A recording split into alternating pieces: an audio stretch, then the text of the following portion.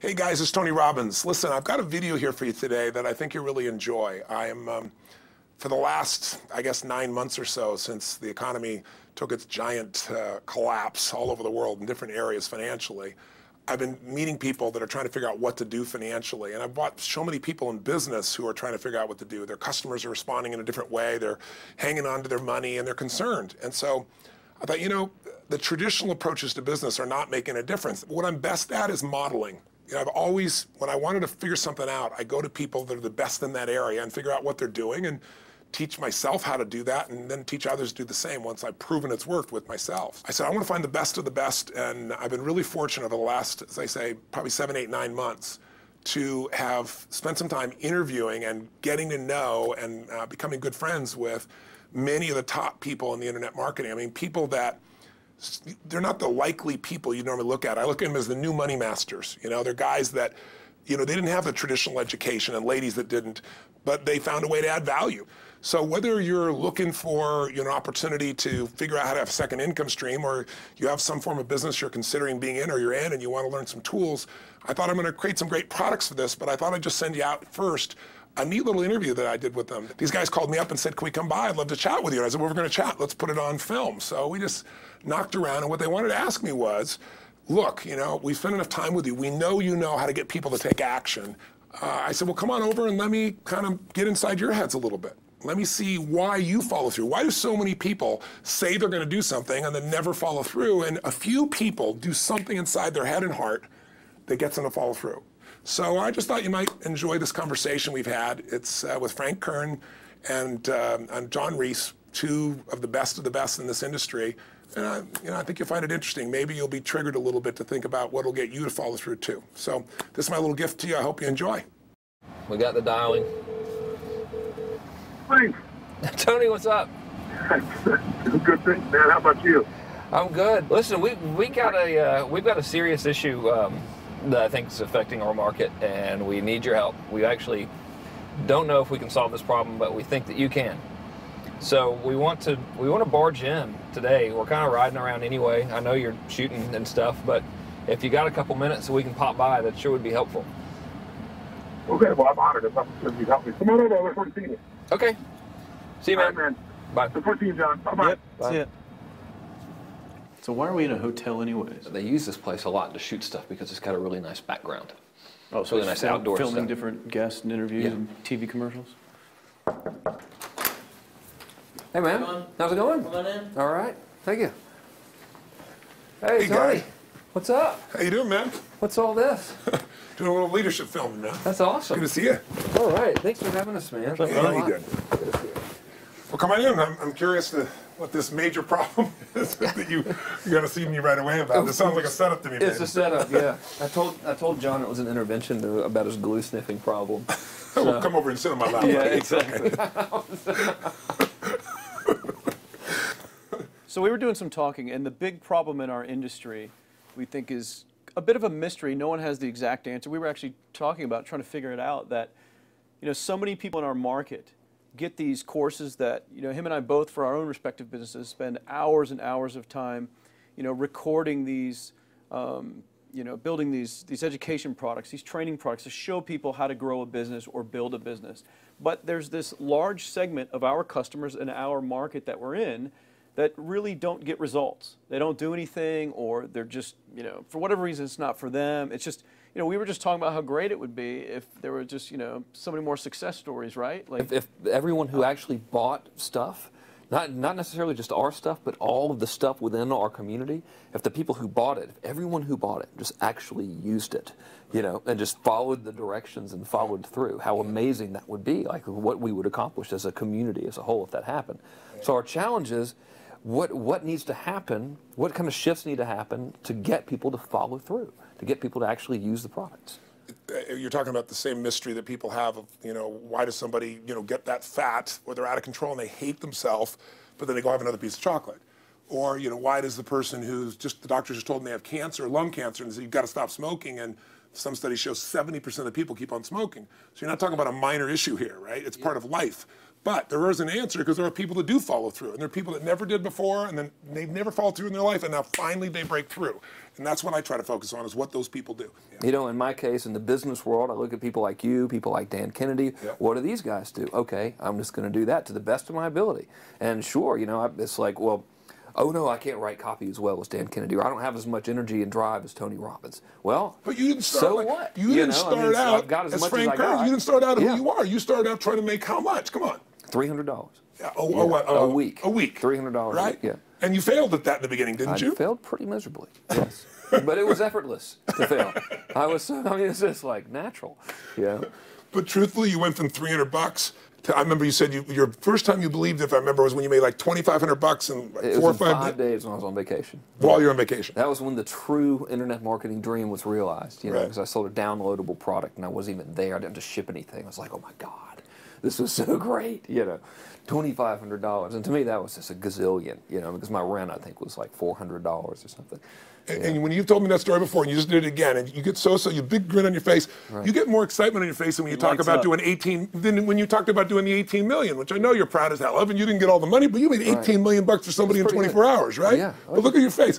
It's like nowhere near as excited as $2,500 in 5 days, baby. Thing, though. I mean, the $2,500 is just as, there's no difference. No, there's even more, because there was a moment when you recognized what was possible, but you didn't recognize it until you actually experienced it, but you only experienced it because you had to. You had to keep going until you found it, just like you did. You had to keep going until you found it, And it's like the validation that the fear doesn't have to matter anymore, that you don't, there is no other, that, you know, not having the plan B and knowing that you're going down the one path towards what you want.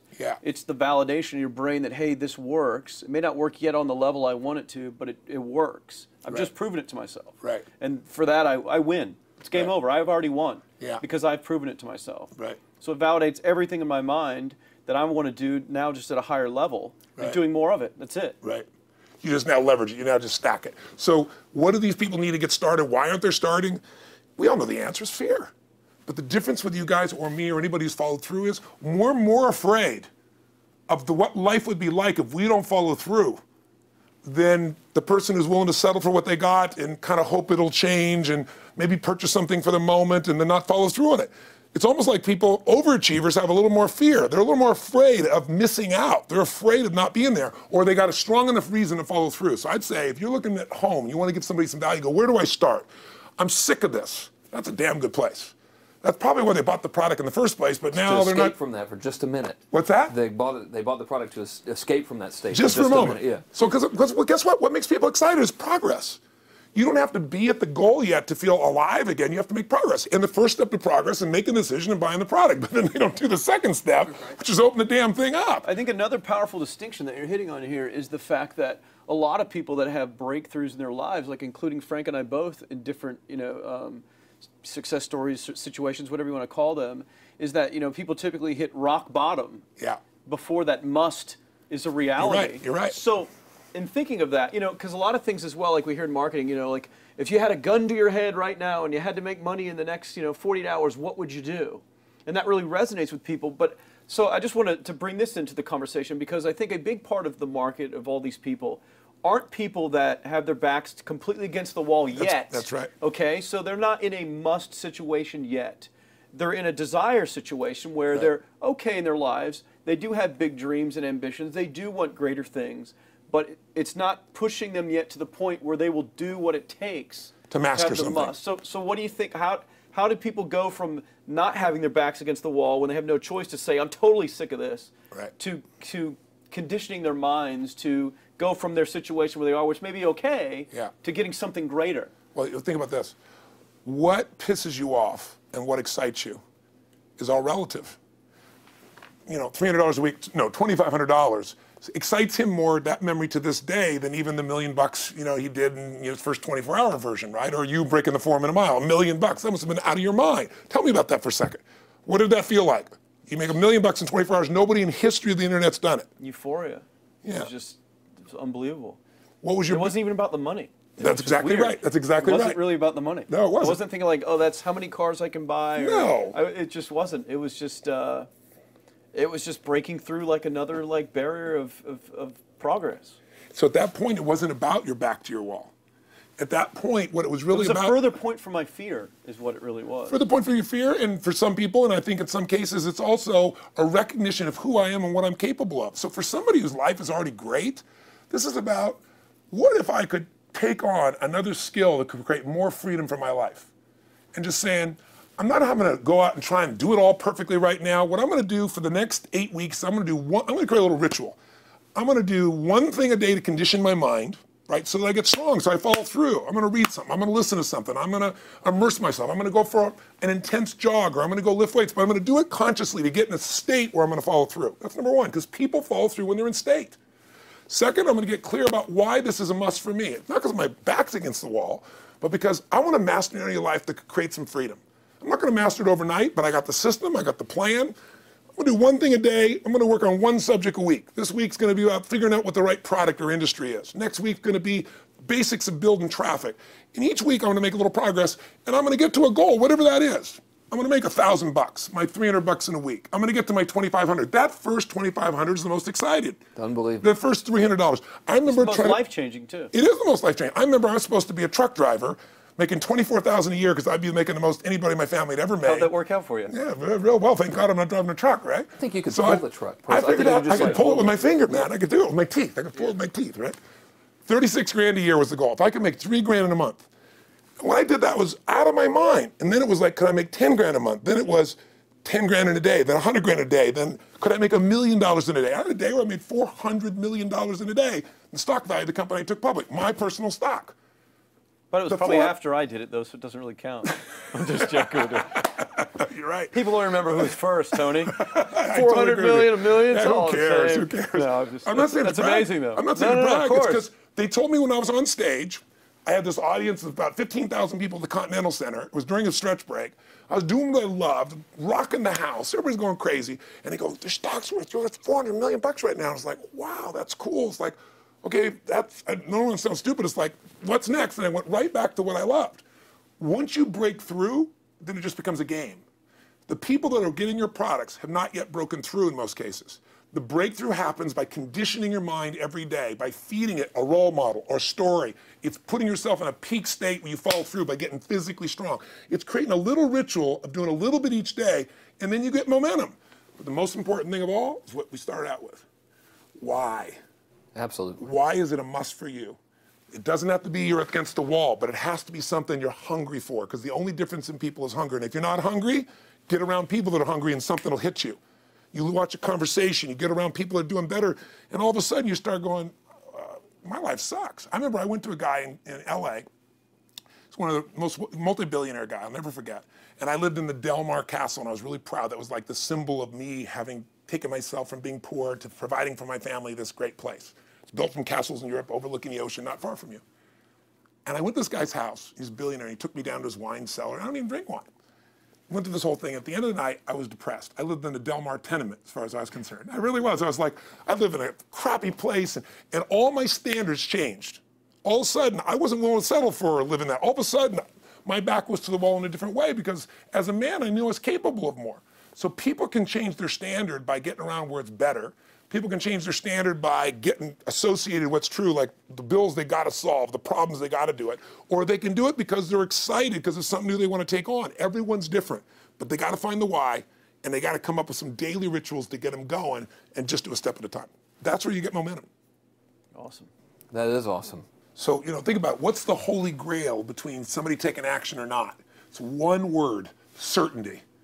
When somebody is absolutely certain, the common word is believe, right? But you can believe at a general level, or you can believe with certain. When you're absolutely certain that if I do this, it's going to get that result, and that result's going to change my life, you'll do it. When you think it absolutely is not going to work, you're never going to do it. The middle no man's land of maybe it'll work, maybe it won't, that's the piece that kills people, right? So if it's a must for you, you got to make it work, right? In our case, right? That's an example. If it's not a must for you and you're not sure, you don't know what to do. So years ago, I'd look around and say, okay, how do people get themselves to follow through that haven't been following through? What's the difference? And I started interviewing hundreds of people, literally, and eventually thousands, because I had thousands of my events. So I'd ask the group to give me their feedback. And I came up with this model. It's like the holy grail of belief, or the holy grail of momentum. It's like the difference between what makes the rich get richer and the poor get poor, right? And the difference we all know is mindset, but like, how's that built? So this is what I did. I created stupid little 4 little boxes, and I'll scribble it here for you. You think about the first thing that determines whether you can do something or not, and I put that in this first box at the top here on the left side, and it's potential. Like, what's the potential of a human being? Like, when you guys started, you proved something no one had done in history. You ran the 4-minute mile, right? For golly knows how many centuries, they're trying to run a 4-minute mile. Roger Bannister does it. How did he do it? Do you remember?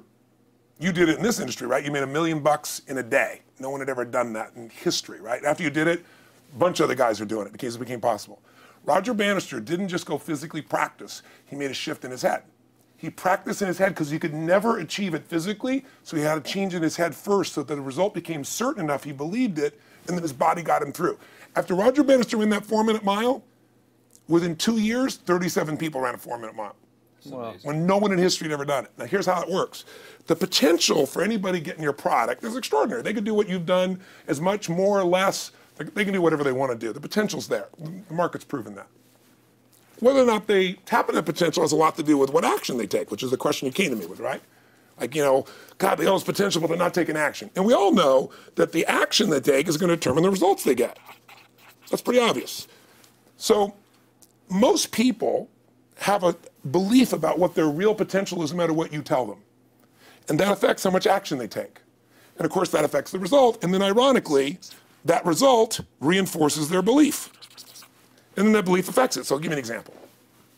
Let's say a person has unlimited potential, we all agree. But they take little action, little results. Why? Because they have to start with a problem with their belief. They don't believe it's really going to happen for me. Maybe for Frank Kearns because he's got the cool hair and stuff, or maybe it's for you because you're so driven, but it's not me. Maybe Tony Robbins because he's a freak, got these big teeth. Whatever their thought process is, right? They got this thing, right? But what happens is, if you believe that there's very little potential, how much action are you going to take? Nothing, little. And when you take little potential with a little action, what kind of results do you get?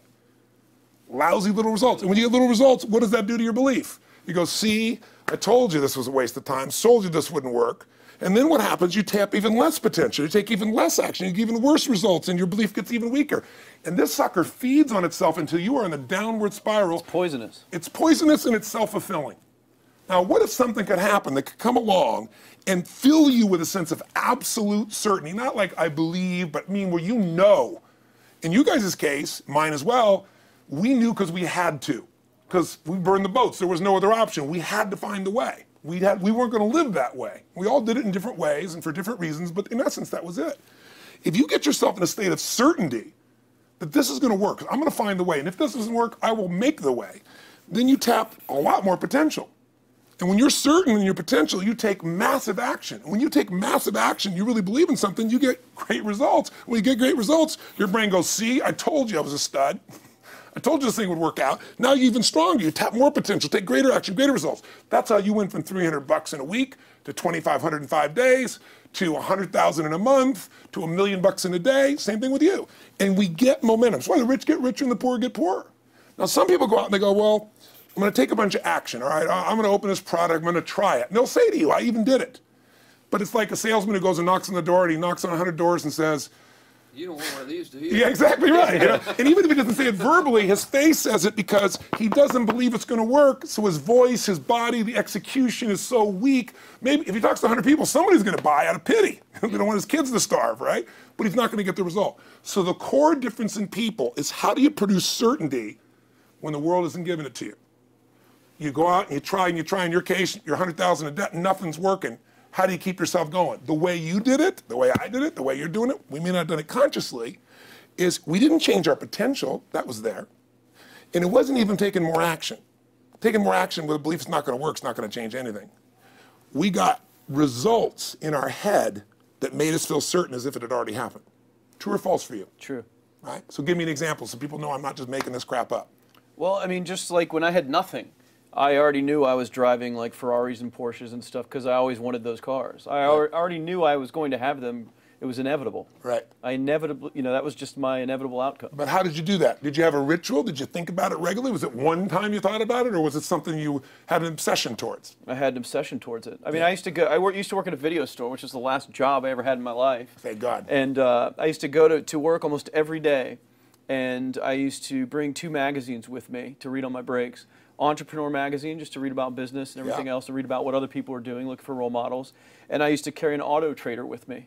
And I used to look at Porsches that were for sale. Yeah. And people always used to ask me, what are you doing with that Auto Trader magazine? I'm like, well, I'm just picking out the Porsche that I'm going to buy. Right. When Which probably got you a lot of crap. I did. People made fun of me. Sure. I actually had a boss at that job tell me, you know, you really shouldn't do that to yourself, John, because it's very, very likely that that is never going to happen. That it's very likely that you're never going to have that car. Yeah. That's the kind of belief he was trying to put in my head. And I was like, no, you don't realize that it's inevitable that I will drive here sometime in the near future with that car when I'm not working for you and drop movies off for you to put back on the shelf. And that actually happened. And it was one of the most fulfilling days of my entire life. And the great thing was when I pulled up in this car, I was in my mid-20s. Yeah. A car that most mid-20s. What kind of car was it? It was a Porsche 911 Turbo. It was a convertible and everything. It was a beautiful car. It was one I always dreamed of having. But, you know, for a few years, I always circled the ads of which ones I was going to buy. Well, when I finally got it and I pulled up at the store, you know, I had all these people. Some people that were still working at this $7 an hour job were there years after I left. And I'll never forget this, even the boss and stuff, and the reaction of the people was like, wow, that is awesome. Yeah. Is that your dad's car? And all I said to them was, not exactly. Good for you. And I just smiled and just left. But it was, you know, it's the weirdest thing, but I just knew it was going to happen. But you knew it because I conditioned myself you to You did it over and over again. Yeah. When I was in high school, I was not a popular kid, but I was passionate and intense, and I'll never forget. Some people, some particular girls gave me some crap, and a guy too. And I wrote in their journals or their annual yearbook at the end, I wrote, someday, I said, you treated me like hell. Someday I'll be rich and famous, and you'll be an effing truck driver. And you'll be sitting there, I'll be with with this beautiful woman of my life, rich, and you'll be watching me on television thinking, you wish you would have treated me better. I actually wrote this shit in people's annuals because I went to a 10-year high school reunion when the people showed me this stuff, great. right? But it's like, I burned the bridges, baby. I was like, this is how it's gonna be. So I'll give you a perfect example of this. You know, they did studies, many have been done at this element, where they want to say, how much does the mind affect performance? So take basketball. And I've worked with a lot of NBA players and turned them around, and one of the problems many of them have is they'll choke on the free throw line. Well, everybody knows in that case, if you normally shoot really well and now you're not, something's interfering, something's getting in front of your state, some uncertainty, right? Obviously. So they take a group and say, we're going to make them better. How do you make somebody better who has got this mental block? So they take a group of guys and they're going to do free throws, and they do one group where they just practice for 6 weeks. Totally intense practice, and I forget the number of free throws, but they got to do this many free throws every day. Take a second group, and they have them not practice at all. Obvious. And they take a third group and they don't let them touch a basketball. All they do is have them practice in their mind, but the key is, it's not practice makes perfect, it's perfect practice makes perfect, as corny as that sounds. So these guys see themselves making the shot every single time, conditioning their mind and body that it's perfect every time. They're not interrupted by a reality that would screw with them. So at the end of 6 weeks, they tally it up, and now they give them a test to see who has the highest free throw percentage, success. What do you guess it's going to be? Well, the obvious person says, obviously, it's not the guys that didn't practice, but which one is it? The mind, or is it the ones that actually practice? I'm assuming the mind. Yeah, you would assume it because it's true. Right. You intuitively know the truth, that practicing's not enough. It's getting yourself so certain so many times that now when you go to do it, there's no hesitancy and you execute.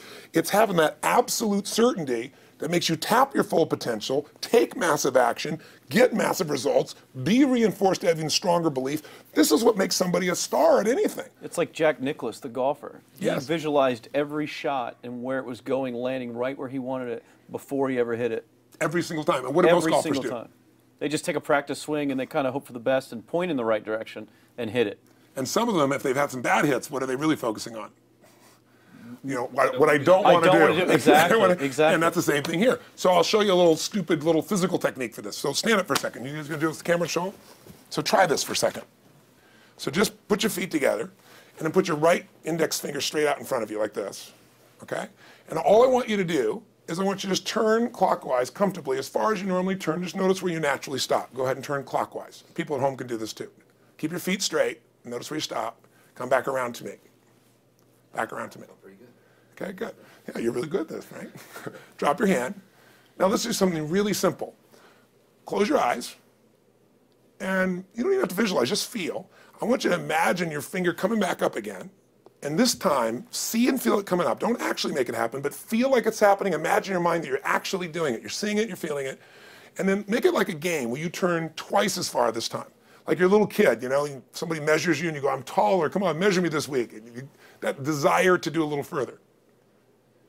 And then in your mind, do it again. Your feet are straight together, and in your mind, feel your finger coming up, see it coming up, and imagine going 3 times as far this time. And then one more time, bring your finger up, and you're like an owl. Your feet are straight, and you turn all the way around, and it comes all the way around to the front. See it and feel it and enjoy it each time, like it's a game, like you can't wait to go further. And you know you do, every time. And then when you can feel that, and it feels good, then open your eyes, and now put your finger straight in front of you, and turn as far as you can comfortably, and see what happens this time. Go. Break my back. Now notice, I don't know if the camera's got it, but you don't even have to ask the camera. You can ask yourselves. Come back around. Did you go further this time, yes or no? A lot further. A lot further. 50% further. 50% further. How much further for you? About the same. Yeah. The average person will go 25% further. Now here's the question. We're superior. We're superior pointer. There you go. It's You know, superior right finger pointer. Thank God. So, did you have the potential to turn as far as you did the second time, the first time? Yes. Why didn't you? I didn't believe it, I guess. We have beliefs about stuff we don't even know we have beliefs. You have an unconscious belief about how far you can turn comfortably. The first time I did it, when I pointed straight back, Yeah. I thought that probably shouldn't even go that far, like it was going to hurt me, or that Yeah. I wasn't capable of going any Yeah. farther. It's like, And how much further did you go this time? And the camera I knows pointed over there, That's about over exactly there. right. Now here's the difference. The potential was there the first time, and you took action, and you got a result. But it was 50% less than what you did later on, and the only difference is they changed your belief. How did I change your belief? We didn't work harder on your potential. We didn't take more action. I got you to see the result in advance. I got to see it vividly 2 or 3 times, that's all, of going further, and then your brain went, oh, I know what to do. Boom, it went there. Isn't that what you did by looking at your cars every single day and envisioning it? I mean, isn't that what you did when you created whatever the vision was? It was $300, $2,500, $1 million in a day? Yeah, that's what's missing for these people. They're not getting that execution is everything, but it doesn't happen if you don't get the psychology set of a state of total certainty. And you just change that 50% in 3 minutes worth of visualization. And visualization is only one technique. Because I was like losing my balance with my eyes closed, but I was kind of like lopsided. So I got one good visualization, and the rest of the time I was like, I sure hope I don't fall down on camera with my eyes closed. It's going to look really dumb. Not to do it. So you don't even have to be good at visualization. You can still get the improvement. So I want you to get, you ask the question, what is that difference in people? This changes people's certainty.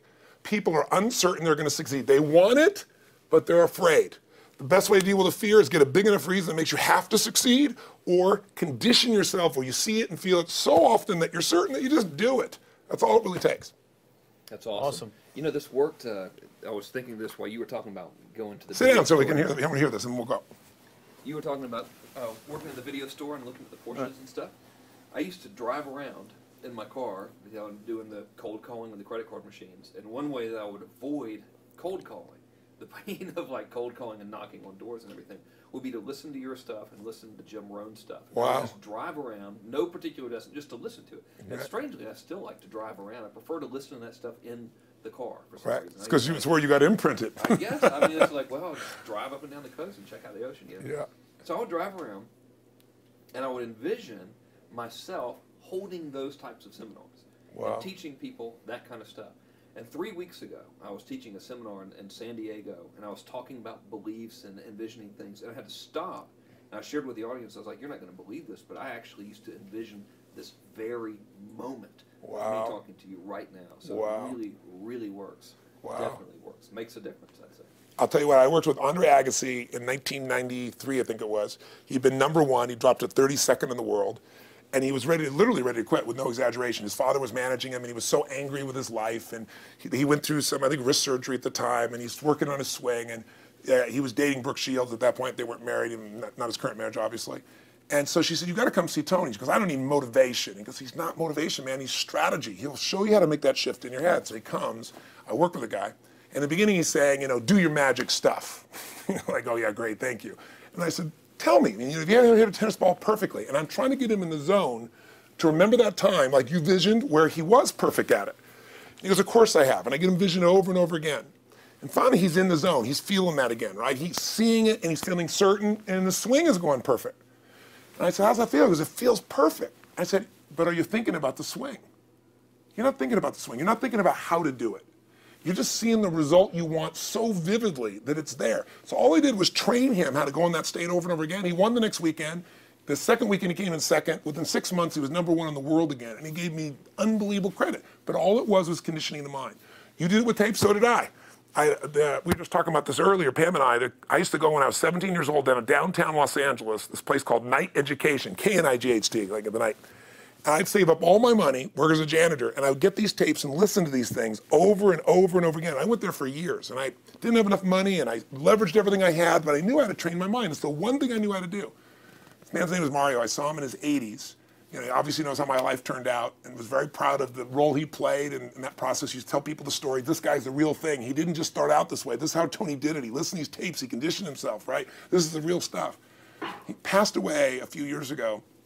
I'm calling his house, and he passed away, and his daughter was there, and she wanted to share with me that how I touched his life and so forth. But the best thing was, I thought, you know what? I want to get those tapes. I want to get that stuff that conditioned. You know, I want to go back to that moment like you did of, you know, that moment was visualizing, now I'm living it. And she said, he left all this in his will to you. So I have all these tapes now that are from the time when I originally went through, and like I'd go to sleep and I had these sleep tapes that conditioned my mind to believe that I could succeed even when I was sleeping, or to build energy in my body. And anybody who wants to succeed has got to know it doesn't just happen. You can buy a product, but you also, with that product, have got to condition yourself. You got to make it a must, and you got to get a ritual. And if you do it, whatever you used to dream about you thought was so huge, you'll just live it. You'll live it like you lived this yesterday, like we're all living the life that we envisioned. Because we had to, and because we played this game with our head. We got the belief to be real by seeing it enough times and feeling it enough times till our brain believed it, and then it made it happen. Which raised the potential, which made us take more action, which got us better results, which raised our beliefs again. That's right. And then that's why the rich get richer and the poor get poorer. So instead of bitching about it, change it. And this is how you change It's like a self-fulfilling prophecy. Completely. It's pretty easy to change.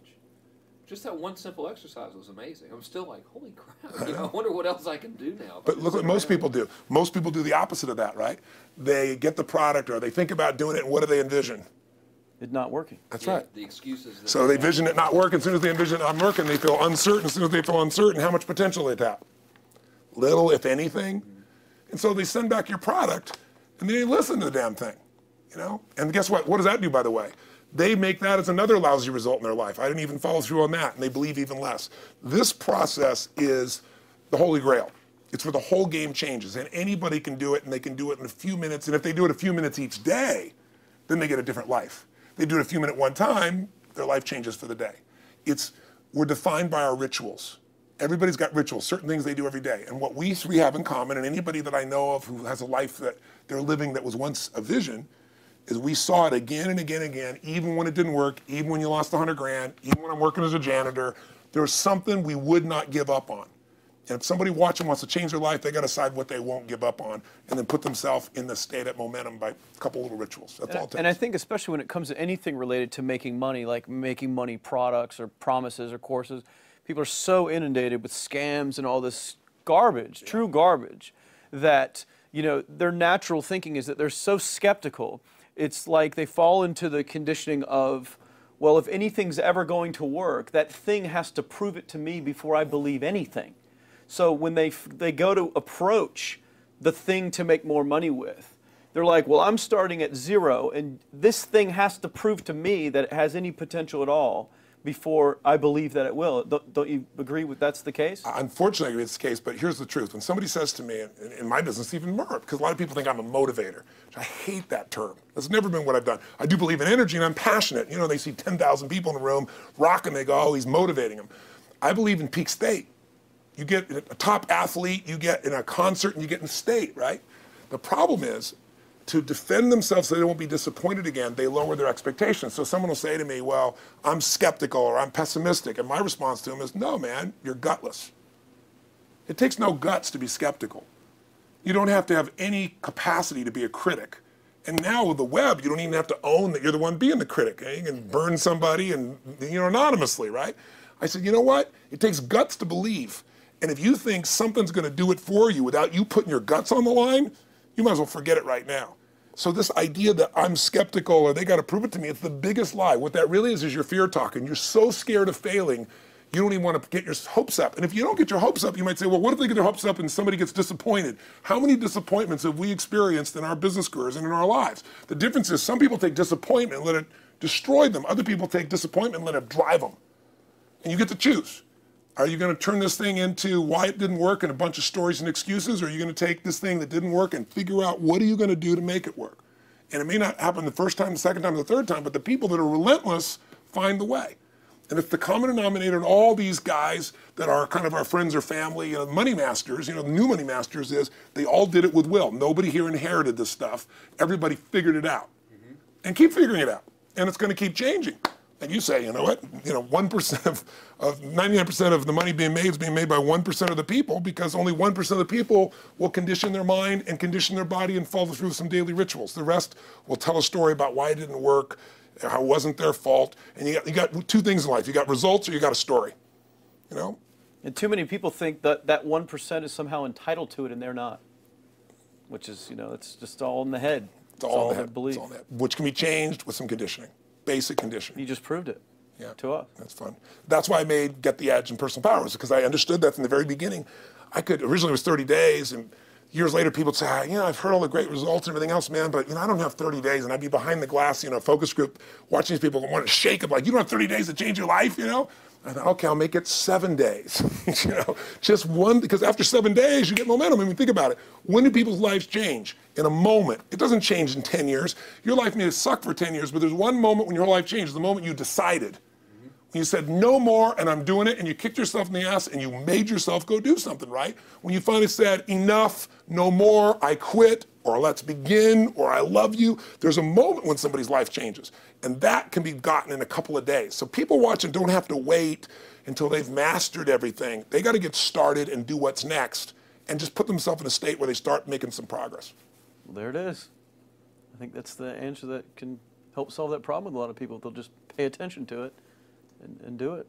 The bottom line is, all three of us and some of the people that we consider as family that are part of this process, we've all done well, and we don't need to do this stuff. We're able to do the stuff because underneath it all, people can see in your eyes, Frank, when you talk about $2,500 you made that day and the joy, right? Or you talking about not willing to settle, and just, I don't care what they say. They tell me I'm going to sit here and I should lower my expectations.